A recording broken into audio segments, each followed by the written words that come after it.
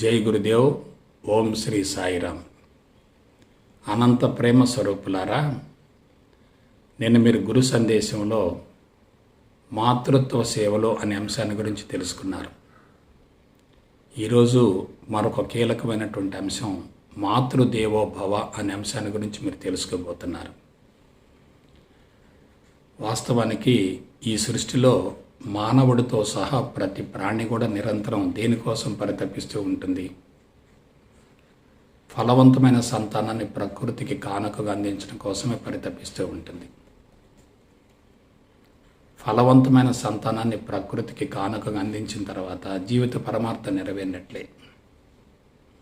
అంతరంగం సంతృప్తిగా ఉంటుంది, నిండుకొండలా ఉంటుంది. సంతృప్తిగా నిండుకొండలా ఉన్నప్పుడు సంపూర్ణ స్వేచ్ఛను పొందే అవకాశం ఉంటుంది. ఫలవంతమైన సంతానాన్ని సమాజానికి అందించగలిగితే భార్యాభర్తలు ఇరువురు కూడా ఆనందంలో పొంగిపోతారు. అందమైన, ఆరోగ్యవంతమైన, సంస్కారవంతమైన, నైతిక విలువలతో కూడిన గొప్ప వ్యక్తికి జన్మనివ్వగలిగితే ఇక అంతకు మించిన సంపద మరొకటే ఉంటుంది. ప్రస్తుతం ఆ యజ్ఞం భగ్నమైంది కాబట్టే మనుషులంతా కూడా విలవిల్లాడిపోతున్నారు, అల్లాడిపోతున్నారు. నీటి నుండి బయటపడ్డ చేపల్లా ఉన్నారు. మాతృత్వం అనేటటువంటి యజ్ఞాన్ని నెరవేర్చగలిగితే ఇక ప్రత్యేకంగా సాధన యొక్క అవసరం ఏముంటుంది? దాన్ని నెరవేర్చకుండా సాధన పేరుతో గదుల్లో గురుచుంటే వచ్చే ప్రయోజనం ఏమిటి?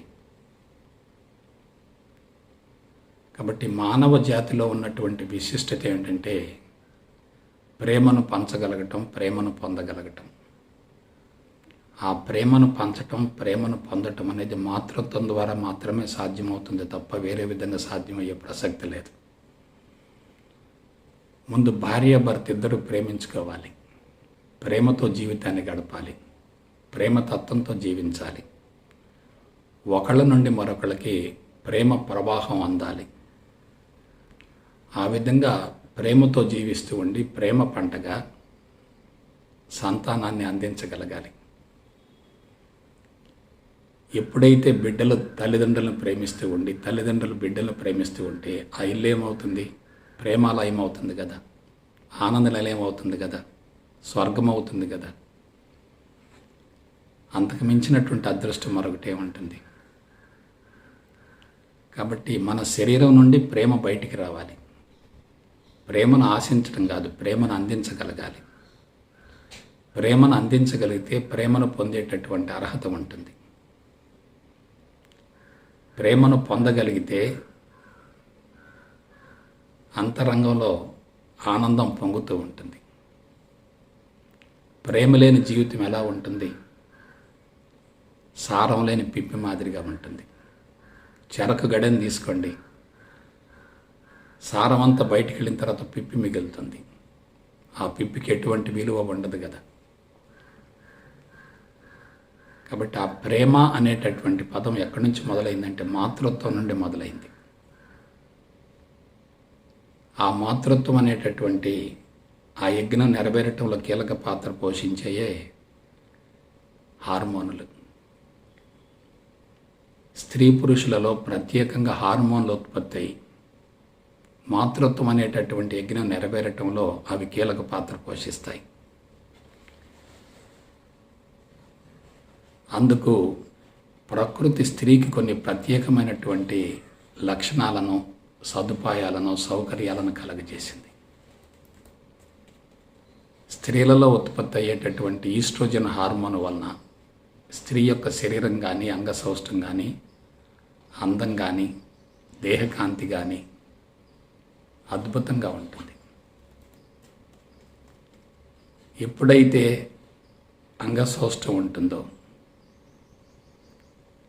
పురుషుడు తప్పనిసరిగా ఆ వైపుకి ఆకర్షింపబడతాడు. భారతదేశంలో నదుల పేర్లను గమనించండి. ఎక్కువ శాతం నదులన్నీ స్త్రీల పేరు మీదనే ఉన్నాయి. ఎందువలన నది ఏ విధంగా ఒంపు సొంపులతో ఉంటుందో స్త్రీ శరీరం కూడా అదే విధంగా ఒంపు సొంపులతో ఉంటుందనేటటువంటి భావంతో నదులకు ఆడవాళ్ళ పేర్లు పెట్టడం జరిగింది. స్త్రీలలో వయసు పెరిగే కొలది, యుక్త వయసు వచ్చే కొలది అందము ఆకర్షణ పెరుగుతూ ఉంటుంది. అదే పురుషులను గమనించండి, యుక్త వయసు వచ్చేసరికి అందం తగ్గిపోతుంది, కోపం చికాకు పెరుగుతూ ఉంటుంది. అమ్మాయిలు తల్లిదండ్రుల మాటలను శ్రద్ధగా వింటారు, ఆచరిస్తారు, వాళ్ళకు అన్ని విధాలా సహకరిస్తారు. ఆడపిల్లను పెంచడం చాలా సులభం, మగబిడ్డలను పెంచడం చాలా కష్టం. ఒకే కానుపులో 2 బిడ్డలు పుట్టారనుకోండి, ఆడబిడ్డ త్వరగా రెస్పాండ్ అవుతుంది, మగబిడ్డ లేటుగా రెస్పాండ్ అవుతాడు. అంటే ఆడబిడ్డ స్పందన ఎక్కువగా ఉంటుంది, మగబిడ్డ స్పందన తక్కువగా ఉంటుంది. ఆడవాళ్ళలో మెంటల్ పవర్ ఎక్కువగా ఉంటుంది, మగవాళ్ళలో మజిల్ పవర్ ఎక్కువగా ఉంటుంది. ఆడవాళ్ళలో ఓర్పు సహనం ఎక్కువగా ఉంటుంది, మగవాళ్ళలో కోపం చికాకు ఎక్కువగా ఉంటాయి. ఆడవాళ్ళలో సేవాభావం ఎక్కువగా ఉంటుంది, మగవాళ్ళలో స్వార్థం ఎక్కువగా ఉంటుంది. తల్లిదండ్రులకు సేవ చేసే విషయంలో ఆడవాళ్ళు తప్పనిసరిగా ముందుకొస్తారు. అదే మగవాళ్ళు అయితే సేవ చేయిస్తారు కానీ తాము స్వయంగా సేవలో పాల్గొనరు. ఆడవాళ్ళ జీవితంలో తొందరగా దీర్ఘకాలిక వ్యాధులు ప్రవేశించవు. ఇటీవల కాలంలో ఆడవాళ్ళలో కూడా జబ్బులు పెరగడానికి మూల కారణం ప్రకృతి సూత్రాలను వాళ్ళు ఉల్లంఘిస్తున్నారు, ప్రకృతి సూత్రాలను పాటించడం లేదు. కానీ స్వతసిద్ధంగా స్త్రీ యొక్క శరీరం చూడండి ఎలా ఉంటుందో, పురుషుడి శరీరం చూడండి ఎలా ఉంటుందో. మనకి వేదాంత పరంగా సూక్ష్మ శరీరాన్ని బట్టి స్థూల శరీరాన్ని అంచనా వేయొచ్చు అంటారు.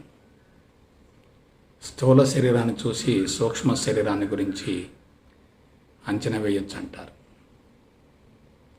కనిపించే స్థూల శరీరం మృదువుగా సున్నితంగా ఉంటే మనసు కూడా అదే తరహాలో ఉన్నట్లే కదా. కాబట్టి స్త్రీల యొక్క చర్మం కానీ, రంగు కానీ, అంగసౌష్టం కానీ, అందం కానీ, మాట కానీ, నడక కానీ, శారీరక నిర్మాణం కానీ అన్ని విధాలా ప్రకృతికి అనుకూలంగా ఉంటాయి, పురుషుని ఆకర్షించే విధంగా ఉంటాయి.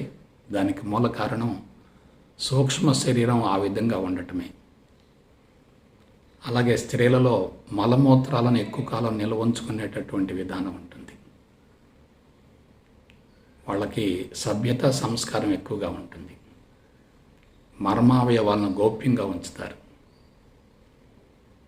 వాటిని బహిర్గతం కానియరు. ఎందువలన మాతృత్వం కోసం కేటాయించబడ్డటువంటి అవయవాలని బహిరంగపరచకూడదు కదా. ఆడవాళ్ళు ఇంటి పని చేస్తున్నప్పుడు చాలా చక్కగా ఇంటిని తీర్చిదిద్దుతారు, ఆ పని మగవాళ్ళు చేయలేరు. పురుషుడు లేకుండా స్త్రీ జీవించగలుగుతుంది కానీ స్త్రీ లేకుండా పురుషుడు జీవించలేడు. పురుషుడు తప్పనిసరిగా స్త్రీ మీద ఆధారపడతాడు, కానీ స్త్రీ మాత్రం స్వతంత్రంగా జీవించగలుగుతుంది. అందుకే చెప్తుంటారు, if women is educated, whole family is educated. If woman is powerful, whole family is powerful. If woman is cultured, whole family is cultured. If woman is well disciplined, whole family is well disciplined. If woman is pure, whole family is pure. అసలు స్త్రీయే ఇంటికి అందం, అలంకారం. ఇంటిని చక్కదిద్దటంలో, బిడ్డల్ని పెంచి పోషించడంలో, ఇంటికి అవసరమైనటువంటి సదుపాయాలను కల్పించడంలో స్త్రీ పాత్ర ఎక్కువగా ఉంటుంది, పురుషుడి పాత్ర తక్కువగా ఉంటుంది. తల్లి దగ్గర, బిడ్డలకు తల్లి దగ్గర ఎక్కువ చొరవ ఉంటుంది, తండ్రి దగ్గర చొరవ ఉండదు. ఎందుకు? తల్లి ప్రేమను పంచుతుంది, తండ్రి మాత్రం కేవలం డబ్బునిస్తుంటాడు, అవసరమైనటువంటి వస్తువులు కలగజేస్తూ ఉంటాడు. అందుకే బిడ్డలు తండ్రికి దూరంగా ఉంటారు, తల్లికి దగ్గరగా ఉంటారు. తల్లి ప్రేమకు నోచుకోని వ్యక్తుల యొక్క జీవితాలను మీరు జాగ్రత్తగా పరిశీలించండి. లోపల విపరీతమైన అసంతృప్తి ఉంటుంది. ఎక్కువ కాలం తల్లిపాలు తాగేటటువంటి బిడ్డలకి తల్లికి బిడ్డలకి మధ్య విపరీతమైన అనుబంధం ఉంటుంది. ఇవాళ చాలామంది యువతులు బిడ్డలకు పాలు ఇవ్వటం లేదు, బిడ్డలకు సేవ చేయటం లేదు, బిడ్డల్ని పోషించడం లేదు, బిడ్డల గురించి ఆలోచించడం లేదు. యాంత్రిక స్పీడ్ యుగంలో పడ్డారు, ప్రేమను పోగొట్టుకుంటున్నారు. అందుకే అనేక రకాల ఇబ్బందులు పడుతున్నారు. స్త్రీ జీవితాన్ని పుట్టుక నుంచి మరణం వరకు మీరు జాగ్రత్తగా పరిశీలించేటట్లయితే ఆ జీవితంలో కొన్ని కీలకమైనటువంటి భాగాలు ఉంటాయి. మొట్టమొదటి బహిష్టు రాకముందు జీవితం, దాన్ని ప్రీ మెనిస్ట్రువల్ లైఫ్ అంటారు. మొదటి బహిష్టు మొదలైనప్పటి నుంచి బహిష్టు ఆగిపోయేంత వరకు రెండవ దశ ఉంటుంది. దాన్ని మెనిస్ట్రేషన్ పీరియడ్ అంటారు, బహిష్టు కాలం అంటారు, ప్రత్యుత్పత్తి కాలం అంటారు. ఆ తర్వాత బహిష్టు ఆగిపోయిన తర్వాత జీవితం మినోపాస్ అంటారు, పోస్ట్ మినోపాసల్ స్టేజ్ అంటారు. మొదటి రజస్వలకు ముందు జీవితం, ప్రత్యుత్పత్తి కాలం, బహిష్టు ఆగిపోయిన తర్వాత జీవితం. అలాగే స్త్రీ జీవితంలో మరొక అద్భుతమైన అంశం ఉంది. అదేమిటంటే కొంతకాలం తల్లిదండ్రుల సమక్షంలో పెరిగి కేవలం మాతృత్వం కోసం, సంతానోత్పత్తి కోసం తల్లిదండ్రుల్ని, కుటుంబ సభ్యుల్ని, ఆత్మీయులను వదిలేసి భర్త దగ్గరికి వెళ్ళటం, అత్తవారింటికి వెళ్ళటం. ఈ వాతావరణానికి ఆ వాతావరణానికి చాలా వ్యత్యాసం ఉంటుంది. తల్లిదండ్రుల దగ్గర అమ్మాయిలకు చొరవ ఎక్కువగా ఉంటుంది, అత్తమామల దగ్గర చొరవ ఉండదు, స్వేచ్ఛ హరించి వేయబడుతుంది. ఒక రకంగా పరిధుల్లో జీవించవలసి వస్తుంది. తమ రుచులను, అభిరుచులను, తమ రుచులను, అభిరుచులను, అభిప్రాయాలను, భావాలను బలవంతంగా అణుచుకోవలసి వస్తుంది. అది ఎంత కష్టమో మీరు ఆలోచించండి. సొంత అభిప్రాయాలను వదులుకొని, సొంత భావాలను వదులుకొని అత్తవారింటికి వెళ్ళి అక్కడ జీవించడం అంటే ఎంత ఓర్పు సహనం ఉంటే తప్ప అక్కడ జీవించడం సాధ్యం కాదు. ఇదంతా దేనికోసం? కేవలం మాతృత్వం కోసమే. మాతృత్వం అనేటటువంటి యజ్ఞం సఫలీకృతం కావాలంటే పురుషుడి దగ్గరికి తను వెళ్ళాలి, పురుషుడిని బీజాన్ని అర్థించాలి. పురుషుడు దాత అవుతాడు, స్త్రీ గ్రహీత అవుతుంది. ఆ దాతకు అన్ని విధాల సేవలు చేసి బీజాన్ని అందుకోవలసి ఉంటుంది. ఎవరైనా ఇల్లు దాటి బయటికి వెళ్ళి వేరే ఇంట్లో ఉండాలంటే విపరీతంగా భయపడుతూ ఉంటారు, బిడిపడుతూ ఉంటారు, స్వేచ్ఛను కోల్పోయినట్లుగా భావిస్తూ ఉంటారు.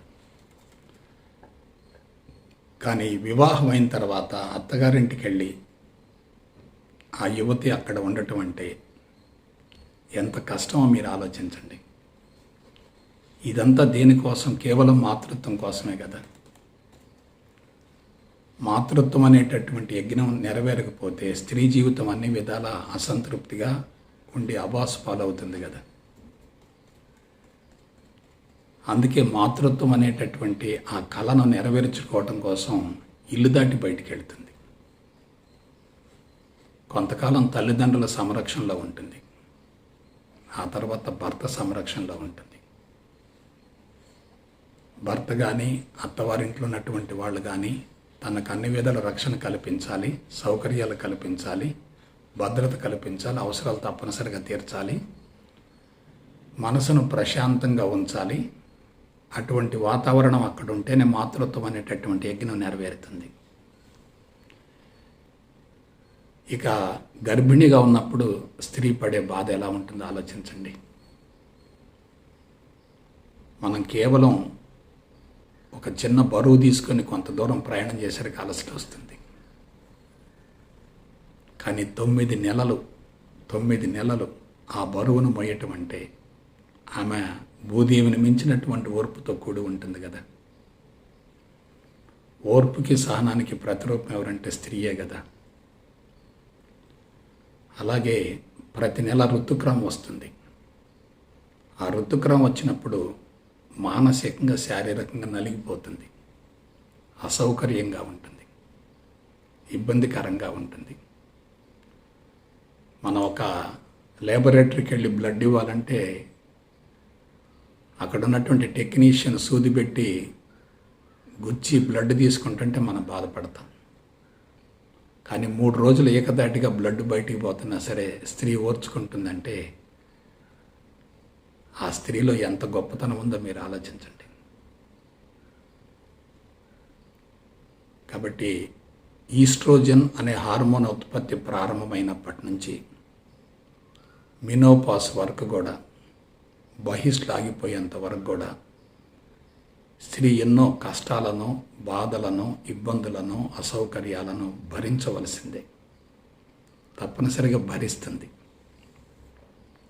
ఒకవైపు కుటుంబాన్ని చూసుకోవాలి, ఒకవైపు భర్తను చూసుకోవాలి, ఒకవైపు వచ్చిపోయే వాళ్ళని ఆదరిస్తూ ఉండాలి. అదే సమయంలో మాతృత్వం అనేటటువంటి యజ్ఞం నెరవేర్చుకోవటం కోసం తన శరీరాన్ని సంసిద్ధం చేయాలి. ఇది ఎంత కష్టమైన పనో మీరు ఆలోచించండి. గర్భిణిగా ఉన్నప్పుడు స్త్రీ యొక్క శరీరం అసౌకర్యానికి లోనవుతుంది. మనసులో ఏమాత్రం మానసిక ఒత్తిడి ఉన్నా ఆ ప్రభావం ప్రత్యక్షంగా బిడ్డ మీద పడుతుంది. If women is hungry, the baby is hungry. If women is angry, the baby is also angry. తల్లి యొక్క ప్రతి కదలిక బిడ్డ మీద ప్రత్యక్షంగా కనిపిస్తుంది.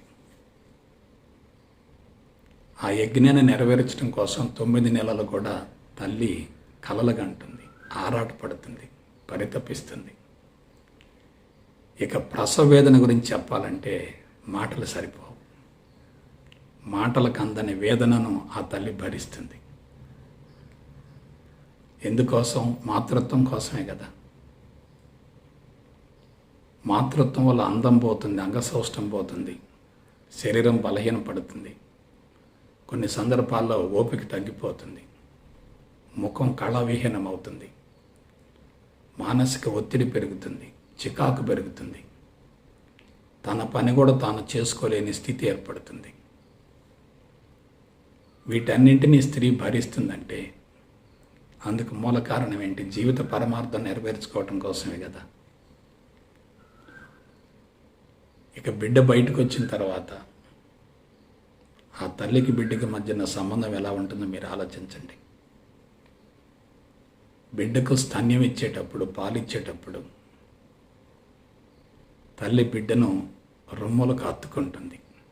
అంతకు మించిన అనుభూతి మరొకటి ఏముంటుంది? అంతకు మించిన అదృష్టం మరొకటి ఏముంటుంది? ఆ బిడ్డ పాలు తాగుతూ తల్లి యొక్క బుగ్గలు నిమురుతూ ఉన్నప్పుడు ఆ తల్లి పడేటటువంటి శ్రమ మొత్తం మర్చిపోతుంది. స్వయంగా పాలివ్వటం అంటే తన శక్తి మొత్తాన్ని దారిపోయటమే కదా. పురుషుడు ఇంద్రియాన్ని తయారు చేయటంలో రక్తాన్ని వెచ్చిస్తాడు. స్త్రీ బిడ్డకు పాలన అందించడంలో తన రక్తాన్ని మొత్తాన్ని కూడా దారిపోస్తుంది. పురుషుడు కేవలం బీజం ఇచ్చి తప్పుకుంటాడు, కానీ బాధలు భరించేది మొత్తం స్త్రీయే కదా. పురుషుడు సౌకర్యాలను, వసతులను, రక్షణను, భౌతిక అవసరాలను తీర్చగలుగుతాడు, కానీ శ్రమించవలసింది మాత్రం స్త్రీయే కదా.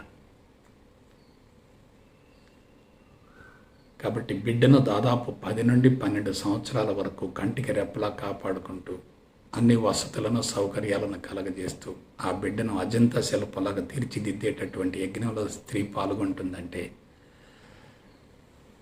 ఆమెకి ఏమిచ్చి రుణం తీర్చుకుంటాం?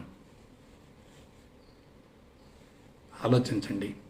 సేవను డబ్బుతో మనం పోల్చలేం కదా. సేవకు వెలకట్టలేం కదా. తల్లి యొక్క ప్రేమను ఏ విధంగా వెలకట్టగలుగుతాం? తల్లి జీవితంతో పోలిస్తే మన జీవితం ఎంత? ఆమె త్యాగంతో పోలిస్తే మన త్యాగం ఎంత? సర్వస్వాన్ని ఒడ్డి మనకి సేవలు చేస్తుందంటే ఆ తల్లి యొక్క గొప్పతనాన్ని ఏ విధంగా వర్ణించగలుగుతాం? కాబట్టి మాతృదేవోభవ అనేటటువంటి అంశాన్ని ఎవరైతే పాటించగలుగుతారో జీవితంలో వాళ్ళు ఎటువంటి సాధనలు చేయవలసినటువంటి అవసరం లేదు. మాతృదేవోభవ అనేటటువంటి అంశం ఎవరైతే పాటించరో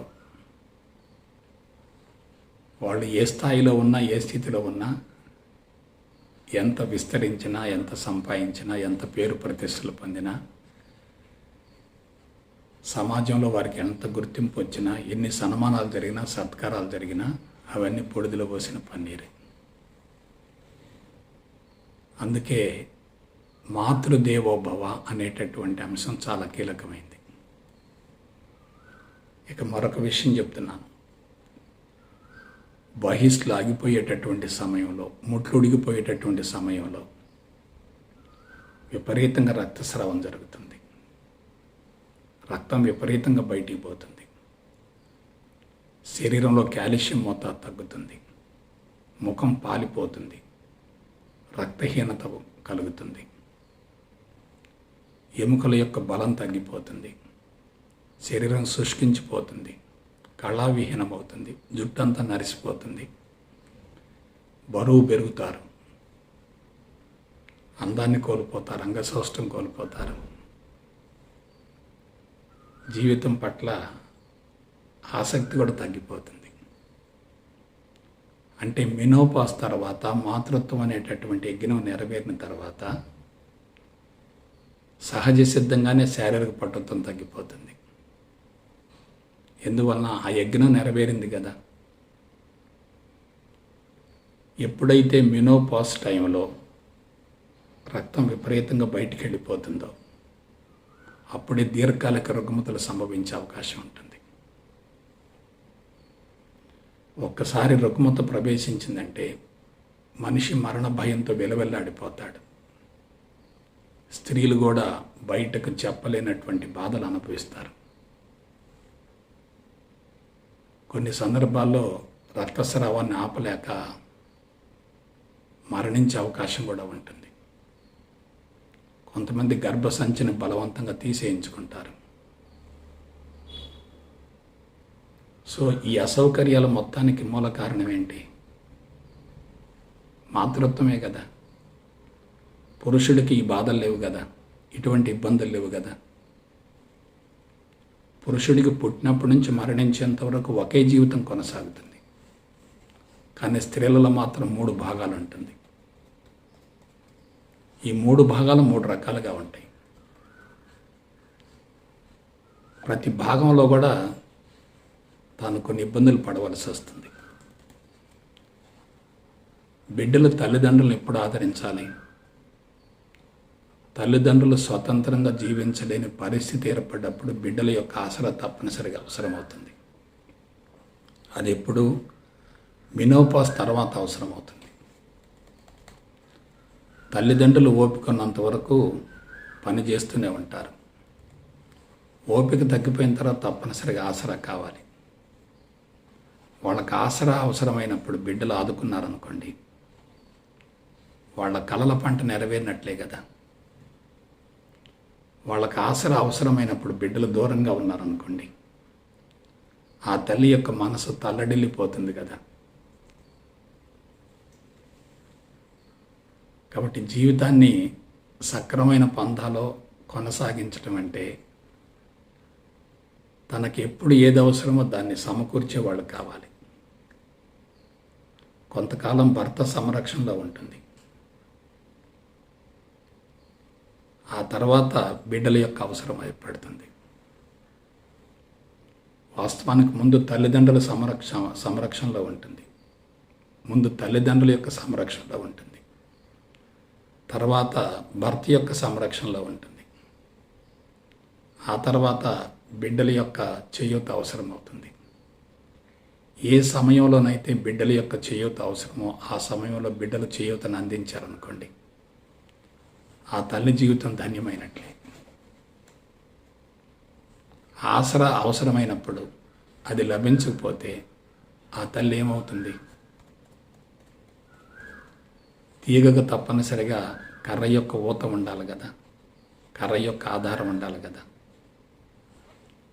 ఆ తీగ ఎప్పుడైతే బలహీనంగా ఉంటుందో, కర్ర యొక్క సహాయం లేకపోతే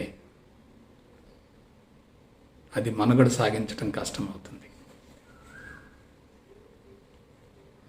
కాబట్టి స్త్రీ ముందు ఒక బిడ్డగా జీవితాన్ని ప్రారంభిస్తుంది. ఆ తర్వాత తల్లిగా రూపాంతరం చెందుతుంది. ఆ తర్వాత అత్తగా మారుతుంది. కాబట్టి ఈ మార్పులన్నీ కూడా సహించేటటువంటి మనోబలం ఒక స్త్రీకి మాత్రమే ఉంది. అదే స్త్రీకి ప్రకృతి ప్రసాదించినటువంటి వరం.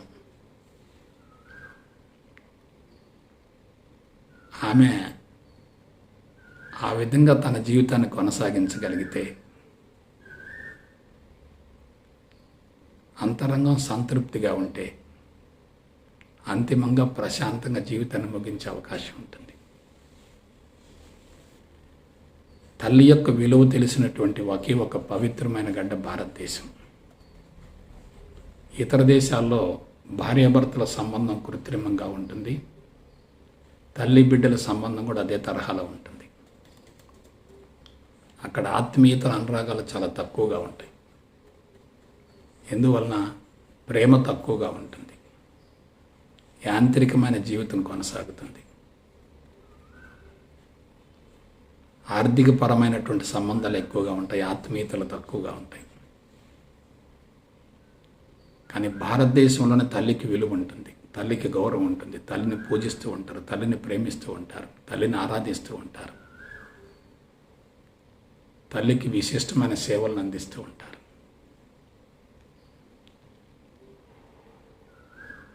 పల్లెటూళ్ళలో అమాయకులుగా ఉంటారు చాలామంది. వాళ్ళే తల్లిదండ్రులకు బాగా సేవ చేస్తూ ఉంటారు. ఎక్కువ మంది చదువుకున్న వాళ్ళు సేవలు చేయిస్తారు తప్ప వాళ్ళు ప్రత్యక్షంగా సేవలో పాల్గొనరు. ఇటీవల కాలంలో అమెరికా నుంచి 2 సోదరులు ఇండియాకు వచ్చి తల్లి కరోనాతో బాధపడుతుంటే దగ్గరుండి రక్షించుకొని ఆమెకు సేవలు చేసినట్లుగా పేపర్లో వార్త వచ్చింది. అటువంటి వార్తను విని చదివి నేను మనస్ఫూర్తిగా వాళ్ళని అభినందించాను. ఎందుకంటే చదువు ముఖ్యం కాదు, సంస్కారం ముఖ్యం. సంస్కారం లేనప్పుడు చదువు ఎందుకు? సంస్కారాన్ని అందించలేని చదువు ఎందుకు? సంస్కారం లేనటువంటి చదువు వల్ల సంసార జీవితం పూర్తిగా దెబ్బతింటుంది కదా. అందుకే ముందు సరస్వతి రావాలి మన ఇంటికి, తర్వాత లక్ష్మి వస్తుంది, ఆ తర్వాత పార్వతి వస్తుంది. ఇవాళ ఏం జరుగుతుంది? భార్యాభర్త ఇద్దరు కూడా యాంత్రికంగా వివాహం చేసుకుంటున్నారు, కానీ ఆర్థికపరమైన అంశాలను పరిగణనలోనికి తీసుకుని వివాహాలు చేసుకుంటున్నారు, కానీ మాతృత్వం కోసం వివాహాలు చేసుకోవటం లేదు. సంబంధాలను నిర్ణయించడంలోనే ఆర్థికపరమైన అంశాలు కీలక పాత్ర పోషిస్తున్నాయి. కాబట్టి ఆర్థికపరమైన అంశాలు ఆధిక్యతను సంతరించుకున్న చోట ధర్మానికి అవకాశం లేదు కదా. బ్రహ్మచర్యంలో ధర్మాన్ని గురించి తెలుసుకోవాలి. జీవితాన్ని గురించి అన్ని కోణాల నుంచి లోతుగా అధ్యయనం చేయాలి. అందుకు వేద విజ్ఞానాన్ని, ఉపనిషత్తుల సారాన్ని ఆలంబనగా చేసుకోవాలి. తర్వాత సమాజంలోకి వచ్చి వివాహం చేసుకోవాలి. ధర్మేచ అర్థేచ కామేచ మోక్షేచ నాతిచరామి. ఇల్లు వదిలిపెట్టావు, తల్లిదండ్రి ఇద్దరిని వదిలిపెట్టావు, బంధువులను వదిలిపెట్టావు, ఆత్మీయతను వదిలిపెట్టి నా దగ్గరకు వచ్చావు. నిన్ను ధర్మంలో కానీ, అర్థంలో కానీ, కామంలో కానీ కాపాడుకుంటానని చెప్పి సుందరమైనటువంటి పందిర్లో వేద మంత్రాల ఘోషలో మంగళ వాయిద్యాల హోరులో వందలాది మంది యొక్క ఆశీర్వచనంతో ఆమెను జీవిత భాగస్వామిగా స్వీకరించాలి. ఆమెకు రక్షణను కల్పించాలి, భద్రతను కల్పించాలి, భౌతిక అవసరాలు తీర్చాలి. పుష్పాన్ని ఏ విధంగా కాపాడుకుంటామో ఆ విధంగా ఆమెను కూడా కాపాడుకొని మాతృత్వం అనేటటువంటి యజ్ఞాన్ని సఫలీకృతంగా గావించడంలో ఆమెకి అడుగడుగున సహాయాన్ని సహకారాన్ని అందిస్తూ ఉంటే అంతకు మించినటువంటి అదృష్టం స్త్రీకి మరొకటి ఏముంటుంది ఆలోచించండి. యాక్షన్ బట్టి రియాక్షన్ ఉంటుంది అంటారు కదా. మనం ఈనాడు చేస్తున్న కర్మకి భవిష్యత్తులో తప్పనిసరిగా ఫలితం వస్తుంది కదా. బ్రహ్మచర్యంలో ధర్మాన్ని గురించి తెలుసుకొని గృహస్థ జీవితంలో ఆచరించి వానప్రస్థంలో బిడ్డలకు ఊతగా సహకారంగా సలహాలు ఇస్తూ ఉండి సన్యాస దశలో ప్రశాంతంగా జీవితాన్ని కొనసాగిస్తూ ముగించగలిగితే అప్పుడు జీవిత పరమార్థం తప్పనిసరిగా నెరవేరుతుంది కదా. ఇప్పుడు ఏమవుతుంది? బ్రహ్మచర్యంలోనే గాడి తప్పుతున్నారు. మాతృత్వం యొక్క విలువను తెలుసుకోలేకపోతున్నారు. అసలు జీవితం అంటే నిర్వచనం తెలియటం లేదు. జీవితాన్ని గురించి లోతుగా అధ్యయనం చేయటం అనేది జరగటం లేదు. కేవలం డబ్బు సంపాదన మీదనే జీవితం ఆధారపడుతుంది అనేటటువంటి భావంతో ముందుకు పోతున్నారు తప్ప ఆత్మీయతలు, అనురాగాలు, ప్రేమలు అనేటటువంటి అంశాలకి ఎక్కువ మంది ప్రాధాన్యతనివ్వటం లేదు. ఆ విధంగా ఎప్పుడైతే బ్రహ్మచర్యంలోనే జీవితం గాడి తప్పిందో ఆ ప్రభావం వానప్రస్థం దాటిన తర్వాత తెలుస్తుంది. బిడ్డల్ని సక్రమంగా పెంచేటటువంటి తల్లిదండ్రులకు బిడ్డలు వరం అవుతారు. బిడ్డల్ని సక్రమంగా పెంచకపోతే వాళ్ళే తర్వాత కాలంలో భారం అవుతారు. బిడ్డల ద్వారా మనకి లాభం కలగకపోయినా పర్వాలేదు, కానీ సమస్యలు తలెత్తకూడదు కదా. వాళ్ళని సంస్కారవంతులుగా తీర్చిదిద్దకపోతే తల్లిదండ్రులు తప్పనిసరిగా మూల్యాన్ని చెల్లించవలసి వస్తుంది కదా. కాబట్టి ఆ మూల్యాన్ని చెల్లించేటటువంటి విధానంలో తల్లిదండ్రులు బాధలు పడవలసి వస్తుంది. వివాహానికి ముందు బ్రహ్మచర్యాన్ని పాటించినటువంటి వ్యక్తులు ఎవరైనా వైవాహిక జీవితాన్ని మధురంగా గడుపుతారు. వానప్రస్థంలో బిడ్డలకు అన్ని విధాలు ఉపయోగపడతారు. సన్యాస దశలో సంపూర్ణ స్వేచ్ఛను అనుభవిస్తూ జీవితాన్ని అదే తరహాలో ముగించగలుగుతారు. బిడ్డల్ని కనటంలో కానీ, పెంచి పెద్ద చేయటంలో కానీ, వాళ్ళని తీర్చిదిద్దటంలో కానీ ఏమాత్రం పొరపాటు జరిగిన తల్లిదండ్రులు తప్పనిసరిగా అంతిమ కాలంలో భారీ మూల్యాన్ని చెల్లించవలసి వస్తుంది. అందులో ఎటువంటి అనుమానం లేదు. కాబట్టి వాళ్ళ మాతృదేవో భవ అనేటటువంటి విషయం పూర్తిగా మరుగున పడుతుంది. వృద్ధాశ్రమాలు బాగా పెరుగుతున్నాయి. తల్లిదండ్రులను పూర్తిగా విస్మరిస్తున్నారు, వాళ్ళని అశ్రద్ధ చేస్తున్నారు. తల్లి ప్రేమకు నోచుకోలేనటువంటి బిడ్డలు ఆ తల్లిదండ్రులకు సేవ చేయలేకపోతున్నారు. ఆడవాళ్ళు కూడా సంపాదన అనేటటువంటి అంశాన్ని పరిగణనలోనికి తీసుకొని ఉద్యోగాలకి, వ్యాపారాలకి వెళుతూ ఉండటం వల్ల తల్లిదండ్రులు బిడ్డలతో ఎక్కువ కాలం గడపలేకపోతున్నారు. తల్లిదండ్రుల ప్రేమను బిడ్డలు పొందలేకపోతున్నారు. సోషల్ స్టేటస్ అనేటటువంటి పేరుతోటి సమాజంలో ఉన్నత స్థాయికి ఎదగాలనేటటువంటి భావనతోటి ఒత్తిడి కార్యక్రమాలను పెంచుకుంటూ కుటుంబానికి ఎక్కువ సమయం కేటాయించలేకపోతున్నారు. అందరూ కలిసి ముచ్చట చెప్పుకుంటూ ప్రేమగా ఆప్యాయంగా పలకరించుకుంటూ భోజనం చేసేటటువంటి విధానం కరువైంది. ఒకప్పుడు ఉమ్మడి కుటుంబాలు ఎక్కువగా ఉండేవి. ఆ కుటుంబాలలో పెద్దలు బిడ్డలకి మంచి మాటలు నేర్పుతూ ఉంటారు, మంచి విషయాలు చెప్తూ ఉంటారు, మంచి అలవాట్లు నేర్పుతూ ఉంటారు, మంచి మార్గంలోకి వెళ్ళే విధంగా వాళ్ళ పట్ల జాగ్రత్త వహిస్తూ ఉంటారు. ఇవాళ ఒంటరి జీవితాలకు అలవాటు పడ్డారు. తల్లిదండ్రులకు దూరంగా జీవిస్తున్నారు. కొంతమంది హాస్టల్లో పెరుగుతున్నారు. కొంతమంది యుక్త వయసులోనే ఇతర దేశాలకు వెళుతున్నారు. డబ్బు సంపాదన పేరుతోటి దశాబ్దాల తరబడి తల్లిదండ్రులకు దూరం అవుతున్నారు. కేవలం ఫోన్ల ద్వారానే మాట్లాడుకుంటున్నారు. ఇదంతా కృత్రిమైనటువంటి జీవన విధానం, ఆర్టిఫిషియల్ లైఫ్. ప్రేమ లేనప్పుడు జీవితం ఏముంది ఆలోచించండి. భార్యాభర్త ఇద్దరు ప్రేమగా ఉండి ప్రేమ పంటగా బిడ్డలను కానీ వాళ్ళని సంస్కారవంతులుగా తీర్చిదిద్దగలిగితే ఆ తల్లిదండ్రుల యొక్క అదృష్టానికి అవధులుండవు. అసలు వివాహ వ్యవస్థే వ్యాపారాత్మకంగా మారింది. వివాహానికి ముందే మనసులు కలుషితం అవుతున్నాయి. చదువుకునేటటువంటి యువకులంతా కూడా ప్రేమ వ్యవహారాల్లో పూర్తిగా నిమగ్నమైపోతున్నారు. పెళ్లికి ముందే జరగాల్సిందంతా జరిగిపోతుంది. ఇక ప్రేమను పంచడానికి ఎవరు దొరకటలేదు. మొదటి రాత్రి నుండే విభేదాలు మొదలవుతున్నాయి. ఒకళ్ళ మీద మరొకళ్ళకు అనుమానం, అపార్థం. ఒకళ్ళ ఉనికి మరొకళ్ళు భరించలేకపోవటం, అభిప్రాయాలు వేరు కావటం, అభిరుచులు వేరు కావటం,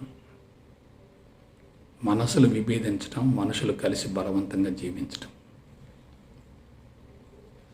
వాటి ఫలితంగా మానసిక ఒత్తిళ్లు పెరగటం, అవే శరీరంలో జబ్బులుగా రూపాంతరం చెందటం. మనసు ప్రశాంతంగా ఉండి ప్రేమతో సెక్స్లో పాల్గొంటే పుట్టే బిడ్డలు ఎలా ఉంటారు? మనసు అశాంతిగా ఉండి ఉద్రిక్తంగా ఉండి అయిష్టంగా సంసారం చేస్తూ అయిష్టంగా సెక్స్లో పాల్గొంటే పుట్టే బిడ్డలు ఎలా ఉంటారు? ఆలోచించండి. మనకి బిడ్డలే మన ఆస్తులు కదా. బిడ్డల కోసమే మన జీవితాన్ని త్యాగం చేస్తున్నాం కదా. ఆ బిడ్డలు మన అభిరుచులకి, అభిప్రాయాలకు అనుగుణంగా ఉన్నారనుకోండి, అంతకు మించిన అదృష్టం మరొకటి ఏముంటుంది?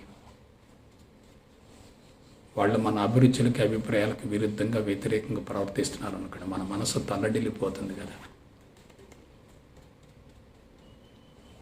కాబట్టి గత 50 సంవత్సరాలుగా ప్రపంచం ఏ విధంగా నడుస్తుందో మీరు ఆలోచించండి.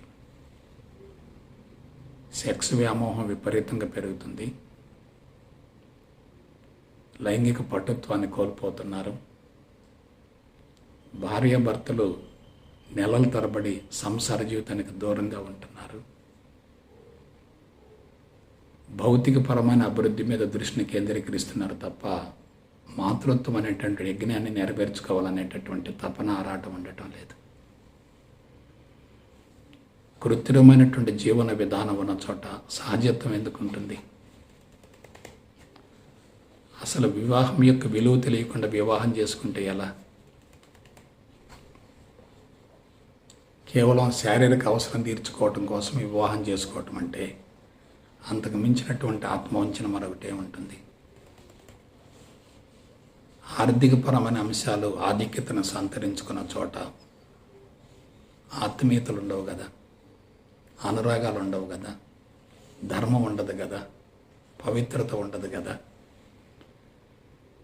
వ్యక్తుల మధ్య సమన్వయం ఉండదు కదా, సామరస్యం ఉండదు కదా, సహజీవనం ఉండదు కదా. అనుమానాలతో కాపురం చేస్తే ఎలా ఉంటుంది? విశ్వాసంతో కాపురం చేస్తే ఎలా ఉంటుంది? కాబట్టి ఇంట్లో సంతృప్తిగా ఉంటేనే వృత్తిలో సంతృప్తిగా ఉంటుంది. సంసార జీవితంలో సంతృప్తి ఉంటేనే సమాజంలోకి వెళ్ళిన సంతృప్తితో జీవితాన్ని కొనసాగించే అవకాశం ఉంటుంది. సంతృప్తికరమైన జీవితం ఉన్నప్పుడు సంపద యొక్క అవసరం పెద్దగా ఉండదు. అసంతృప్తికరమైన జీవితాన్ని కొనసాగించేవాడు సంపద కోసం ఆరాటపడుతుంటారు. ఎవరైనా అవసరానికి మించి సంపదను సమకూర్చుకోవాలని పరితపిస్తున్నారంటే అందుకు మూల కారణం అంతరంగంలో ఉన్నటువంటి అసంతృప్తే, మరి ఇంకేమీ కాదు. అసంతృప్తిగా ఉన్న వ్యక్తులు ఎదురుగా కూర్చుంటే, కలిసి ఉంటే వాళ్ళు భౌతికంగా కలిసినట్టు కనిపిస్తారు, కానీ మనసులు మాత్రం విభేదిస్తూ ఉంటాయి. ఒకే మంచం మీద 2 శరీరాలు ఉన్నాయి, కానీ శరీరాలు దగ్గరగా ఉన్నాయి, కానీ మనసులు మాత్రం విభేదిస్తూ ఉన్నాయి. ఎప్పుడైతే ఇటువంటి మానసిక ఒత్తిళ్ళు ఉంటాయో ఆ ప్రభావంతో హార్మోన్స్ దెబ్బతింటాయి. అందుకే స్త్రీలలో చాలామందిలో గర్భాశయానికి పుండ్లు ఏర్పడుతున్నాయి, బీజకోశాల మీద గాలి బుడగలు ఏర్పడుతున్నాయి, బ్రెస్ట్ క్యాన్సర్ పెరుగుతుంది, మినోపాస్కు ముందే దీర్ఘకాలిక రుగ్మతలు సంభవిస్తున్నాయి, బహిష్టు సరిగా రావటం లేదు, ఒబెసిటీ పెరుగుతూ ఉంది, థైరాయిడ్ ప్రాబ్లం పెరుగుతూ ఉంది, హార్మోన్స్ మొత్తం కూడా బలహీనమైపోతుంది, రెసిస్టెన్స్ పవర్ పడిపోతుంది, నాడీ వ్యవస్థ బలహీనపడుతుంది. కాబట్టి అందం పోయింది, అంగసౌష్ఠవం పోయింది, ఆరోగ్యం పోయింది, అంతరంగ పవిత్రత లేదు. ఇక జీవితం ఏమిటి? తల్లిని బిడ్డలు గౌరవించాలంటే గౌరవాన్ని పొందేటటువంటి స్థితి స్థాయి ఉండాలి కదా. బిడ్డలకు ప్రేమను అందించగలిగితే తప్పనిసరిగా ఆ బిడ్డల నుంచి ప్రేమను పొందేటటువంటి అర్హత ఉంటుంది కదా. తల్లిదండ్రులను కూడా విస్మరించి సంపాదన వేటలో ఉండి ఆ తల్లిదండ్రుల్ని వృద్ధాశ్రమాలకు పంపుతున్నారంటే ఆ తల్లిదండ్రులు బిడ్డల పట్ల బాధ్యతగా వ్యవహరించినట్లే కదా. ఆలోచించండి. యాక్షన్ బట్టి రియాక్షన్ అంటున్నాం కదా. బిడ్డలకు ప్రేమను పంచగలిగితే, ప్రేమతో హృదయాలు పెనవేసుకుంటే ఆ బిడ్డలు తల్లిదండ్రులను ఎందుకు వదిలేస్తారు? సమాజంలో కూడా మీరు గమనించండి. తల్లిదండ్రులను పూజించి గౌరవిస్తూ ప్రేమించేటటువంటి బిడ్డలు ఎలా ఉంటారు? తల్లిదండ్రులను తిరస్కరిస్తూ విభేదిస్తూ నీచంగా మాట్లాడుతూ వాళ్ళ పోషణను స్వీకరించలేనటువంటి వ్యక్తుల జీవితాలు ఎలా ఉంటాయి మీరు గమనించండి. కాబట్టి ఇదంతా నేను ఎందుకు చెప్తున్నానంటే వేదం అంటే ఎక్కడా లేదు. ప్రస్తుతం జరుగుతున్నటువంటి సామాజిక పరిస్థితులను కళ్ళకు కట్టినట్లుగా అద్దంలో చూపించినట్లుగా మీకు చూపించటమే ఈ గురు సందేశాల యొక్క ముఖ్య ఉద్దేశం. మన క్రీస్తు పూర్వం నాటి విధానాలను నవీన మేధస్సుల మీద బలవంతంగా ప్రయోగించకూడదు కదా. సమాజం మారుతుంది, సామాజిక పరిస్థితులు మారుతున్నాయి, మనుషుల మనస్తత్వం మారుతుంది, మనుషుల ఆలోచన విధానం మారుతుంది, మనుషుల జీవన శైలి మారుతుంది, మనుషుల జీవన సరళి మారుతుంది. బయటిని మార్పులు జరుగుతున్నప్పుడు మనం పాతకాలపు విధానాలను నవీన మేధస్సుల మీద బలవంతంగా ప్రయోగించకూడదు కదా. ఏ భార్యాభర్తలైనా మాతృత్వం అనేటటువంటి యజ్ఞాన్ని బాధ్యతాయుతంగా నెరవేర్చగలిగితే వాళ్ళ బిడ్డలకు వాళ్ళ పట్ల తప్పనిసరిగా ప్రేమ ఉంటుంది కదా. బిడ్డల నుంచి ప్రేమను పొందగలిగితే జీవితం ఎలా ఉంటుందో ఆలోచించండి. వృద్ధాప్యం వచ్చినప్పుడు బిడ్డల ప్రేమ దూరం అయితే, బిడ్డల ప్రేమ కరువు అయితే, బిడ్డల ప్రేమను పొందలేకపోతే అటువంటి వాళ్ళ అంతరంగం ఎలా ఉంటుందో మీరు ఆలోచించండి. కాబట్టి ఇదంతా కూడా ఆకస్మికంగా జరగలేదు. భౌతిక పరమైనటువంటి అభివృద్ధి మీద దృష్టిని కేంద్రీకరించిన మరుక్షణమే మానవుడు అంతరంగాన్ని విస్మరించాడు. అంతరంగంలో ఉన్నటువంటి ప్రేమను బాహ్య ప్రపంచంలో వెతుక్కుంటున్నాడు. అంతరంగంలో ఉన్నటువంటి ఆనందాన్ని భౌతిక సంపదలో చూసుకుంటున్నాడు. తృప్తిని, అనుభూతిని, సంతోషాన్ని ఆనందంగా భ్రమిస్తున్నాడు, భావిస్తున్నాడు. శారీరక సుఖాన్ని ఆనందంగా భావిస్తున్నాడు. శరీరాన్ని సుఖపెట్టడమే జీవిత పరమావధిగా ముందుకు సాగుతున్నాడు. అటువంటి జీవన విధానంలో ప్రకృతి వనరులు భస్మైపోతున్నప్పుడు వాటి కోసం పరుగు తీస్తూనే ఉన్నాడు. కాబట్టి ప్రకృతి వనరులు తరిగిపోతూ ఉంటే మనిషిలో పోరాటం పెరుగుతుంది, ఆరాటం పెరుగుతుంది. ఇక ఆత్మీయతలకి, అనురాగాలకి అవకాశమే ఉండదు కదా. కాబట్టి మొత్తం మీద నేను చెప్పేది ఒకటే, వివాహ వ్యవస్థ వికటించింది, కుటుంబ వ్యవస్థ కుళ్ళిపోయింది. బాధ్యతగా జీవించే వాళ్ళు ఎంతమంది కలిసి ఉన్నా సరే శక్తి పెరుగుతుంది. బాధ్యతను విస్మరించినటువంటి వాళ్ళు కొద్దిమంది ఉన్నా సరే అక్కడ రణరంగంగా తయారవుతుంది. వివాహాలు జరుగుతున్నాయి, వెంటనే విడాకుల పర్వం కూడా మొదలవుతుంది కదా. జీవితాంతం కలిసిమెలిసి జీవిస్తామని చెప్పి వాగ్దానం చేసుకొని పాణిగ్రహణంతో మెడలో తాళిగట్టినటువంటి వ్యక్తులు ఆ తర్వాత విడిపోతున్నారంటే దానికి మూల కారణం ఏంటి? వివాహం యొక్క విలువ తెలియనట్లే కదా. మాతృత్వంలో ఉన్నటువంటి ఔన్నత్యాన్ని గ్రహించలేకపోవటమే కదా. జీవితాన్ని గురించి సరైనటువంటి అవగాహన లేకపోవటమే కదా. కృత్రిమమైనటువంటి జీవితానికి అలవాటు పడటమే కదా. సహజత్వాన్ని కోల్పోవటమే కదా. జీవితాన్ని అన్ని విధాలా బలహీనపరచుకోవటమే కదా. భూమండలం మొత్తంలో ఒక మానవుడు మాత్రమే సమస్యలు ఎదుర్కొంటున్నాడు. ఒక మానవుడు మాత్రమే ఇబ్బందులు పడుతున్నారు, కష్టాలు పడుతున్నాడు, బాధలు పడుతున్నాడు.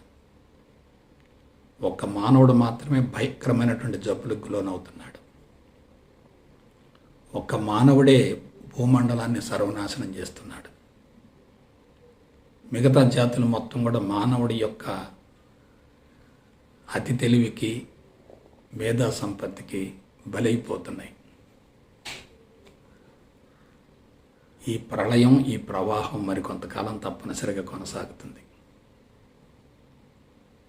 కానీ ఏదో ఒక దశలో ఒక ఉన్నతమైన జీవితం అనేది మరలా తిరిగి ఆవిష్కరించబడుతుంది. అందులో ఎటువంటి సందేహం లేదు. అందుకు మనం అందరం కూడా మనం చేసిన తప్పుల్ని గ్రహించాలి, పొరపాట్లను సరిదిద్దుకోవాలి. తప్పు చేయటం తప్పు కాదు, తప్పు చేశానని తెలుసుకోపోవటం పెద్ద తప్పు. ప్రేమ లేని చోట ఏమున్నా సరే అదంతా వ్యర్థమే కదా. ఆనందం లేని చోట ఎంత సంపద ఉన్నా సరే అదంతా బూడిదలు పోసిన పన్నీరే కదా. మనం నిరంతరం పరితపించేది ప్రేమ కోసం, ఆనందం కోసం. అవి రెండూ ఇంట్లోనే ఉన్నాయి, బయట లేవు. కాదు, మన ఒంట్లోనే ఉన్నాయి, బయట లేవు. మన ఒంట్లో ఉన్నటువంటి అంతరంగంలో ఉన్నటువంటి ఆనందాన్ని, ప్రేమను విస్మరించి బయట ప్రపంచంలో ప్రేమను, ఆనందాన్ని వెతుక్కోవటం అంటే జేబులో పెన్ను పెట్టుకొని పెన్ను కోసం ఊరంతా తిరిగినట్లు జరుగుతుంది కదా. కాబట్టి తల్లిని మించిన దైవం లేదు, తల్లిని మించిన సంపద లేదు, తల్లిని మించిన ఐశ్వర్యం లేదు. తల్లిని పూజించడం అంటే సాక్షాత్తు ముక్కోటి దేవతలను పూజించినట్లే. తల్లిని విస్మరించి భగవంతుడి కోసం అన్వేషణ చేయటం అంత ఆత్మవంచన మరవట్లేదు. తల్లే సర్వస్వం, తల్లే మనకు ప్రత్యక్ష దైవం. ఆమె ఎటువంటి వ్యక్తి అయినా సరే మనం ఆమె పట్ల బాధ్యతలను సక్రమంగా నెరవేర్చవలసిందే.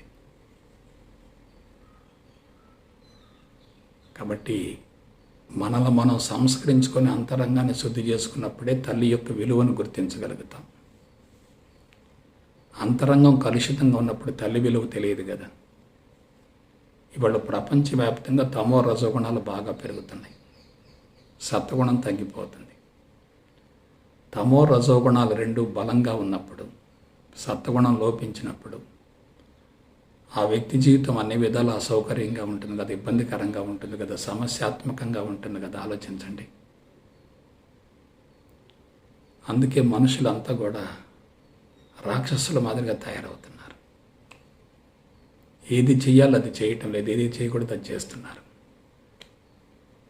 అంతిమంగా పరివర్తన, పశ్చాత్తాపం జరుగుతుంది, కానీ అప్పటికే చేతి గాలిపోతాయి, ఆకులు పట్టుకుని ఎటువంటి ప్రయోజనం ఉండటం లేదు. కాబట్టి బిడ్డలారా, జీవిత పరమార్థం నెరవేర్చుకోవాలంటే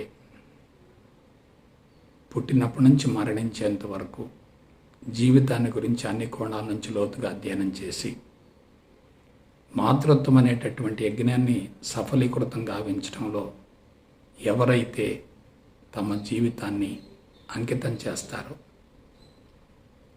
అటువంటి వ్యక్తులు అంతిమంగా ప్రశాంతంగా జీవితాన్ని ముగించగలుగుతారు. అదే ముక్తి లేక మోక్షం, అదే జీవిత పరమార్థం. కాబట్టి ఆ దిశగా మీ జీవితాలను మలుచుకుంటారని మనసా వాచ కర్మణ కోరుకుంటూ, మాతృత్వం అనేటటువంటి యజ్ఞాన్ని నెరవేర్చినటువంటి తల్లిదండ్రుల్ని దైవాల మాదిరిగా పూజిస్తారని మనస్ఫూర్తిగా కోరుకున్న, ఆశిస్తూ ఆకాంక్షిస్తూ నిండు మనసుతో ఆశీర్వదిస్తూ సెలవు తీసుకుంటా. జై గురుదేవ్, జై గురుదేవ్, జై గురుదేవ్.